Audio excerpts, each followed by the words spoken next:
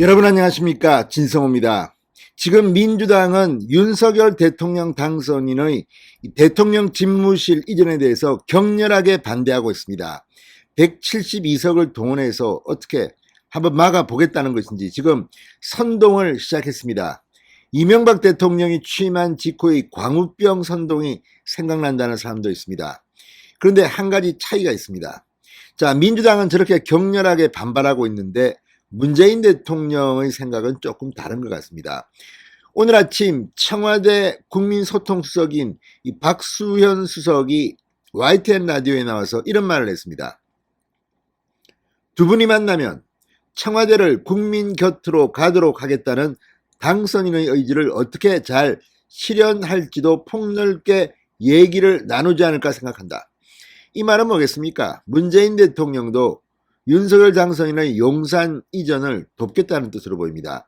실제로 내일 열리는 국무회의에서 이 예비비, 그러니까 대통령 집무실을 옮기는 데 드는 비용을 승인할 가능성이 높습니다. 지금 민주당과는 딴판으로 청와대와 윤석열 당선인과의 협의는 상당히 진전이 이미 나간 것으로 보입니다. 이미 기재부 등과 실무협의를 마쳤고 이 돈도 다 예비비로 준비되고 있다는 이야기가 들립니다. 문재인 대통령도 상당히 부담스러울 겁니다. 시간은 째깍째깍 가는데 당선인과 현직 대통령의 만남이 이제 기록을 깼습니다. 이렇게 늦게까지 안 만난 적이 없습니다. 시간은 윤석열의 편입니다.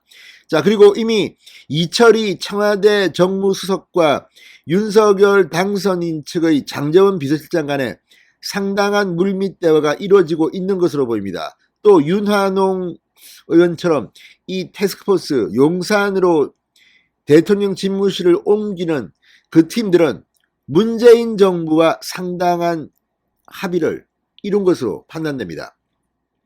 자, 민주당은 오늘도 계속해서 맹비난을 하고 있습니다. 그러나 문재인 대통령 이러다가 민주당에서 쫓겨난 거 아닙니까? 지금 이재명을 지지하는 지지자들은 문재인 대통령을 비판하는 그런 글을 인터넷 커뮤니티 등에 올리기 시작했습니다. 민주당이 지금 내분 상태로 가는 건지 아니면 이제 문재인 대통령의 임기 말기가 되니까 민주당은 청와대와는 소통도 안 하는 건지 아주 희한한 일이 지금 벌어지고 있습니다. 문재인이 윤석열에게 붙고 민주당은 이제 문재인과 떨어지고 뭐 이런 겁니까? 아무튼 이번 선거 과정에서도 친문 일부가 윤석열 지지를 선언한 적이 있습니다. 지금 민주당은 거의 패닉 상태입니다. 문재인 대통령의 수석이 이런 발언을 했습니다. 그리고 오늘 김은혜 대변인이 브리핑에서 상당히 상세하게 지금의 현상을 설명했습니다. 민주당 큰일 났습니다. 진성호의 융단 폭격 시작합니다. 더불어민주당을 융단 폭격합니다. 방송에 앞서 아직 진성호 방송에 구독자가 아니신 분은 붉은색 구독 버튼 눌러주십시오. 더 좋은 방송으로 보답하겠습니다. 자, 지금 진행되는 걸 보면 윤석열 당선인은 상당히 결단력을 가진 사람 같습니다. 사실 김재원 최고위원의 설명을 들어보면 이미 윤석열 당선인은 이 용산으로 갈 가능성을 준비하고 있었습니다. 그럼에도 불구하고 선거 캠페인 기간 중에는 광화문을 용산으로 바꾸고 하면 또 다른 논란이 있기 때문에 그냥 간 것이고, 사실상 이 서울 시민들의 불편을 최소화하기 위해서, 희생을 최소화하기 위해서는 광화문 외교부 청사보다는 용산 국방부 청사가 더 합리적이라고 판단한 것으로 보입니다. 자, 청와대가 문재인 대통령과 윤석열 당선인 간 회동에서 이 대통령 집무실의 용산 이전 문제를 논의할 수 있다는 점을 시사했습니다. 박수현 수석이 방금 전 말한 겁니다. 자, 박 수석은 YTN 라디오에서 당선인의 공약이나 국정운영 방향을 존중하는 기조에는 변함이 없다.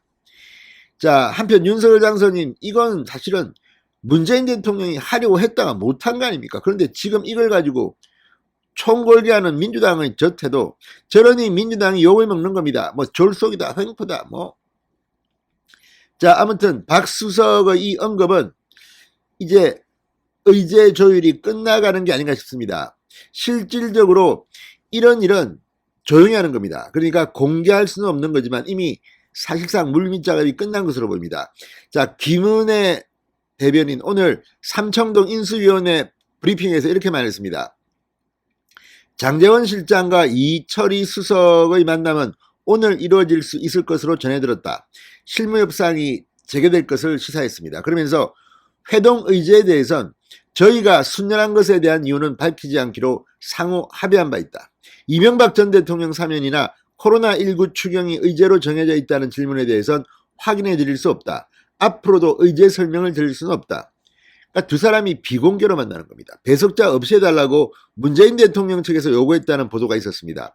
그렇다면 그냥 만나서 당선인의 의지대로 하는 게 맞습니다. 이거 뭐 나가는 사람이 자기 욕심 채우고 뭐 아우 이 사람은 내 청와대에서 고생 많이 했으니까 공기업 감사 좀 넣어주세요. 이 사람은 감사위원 좀 해주세요.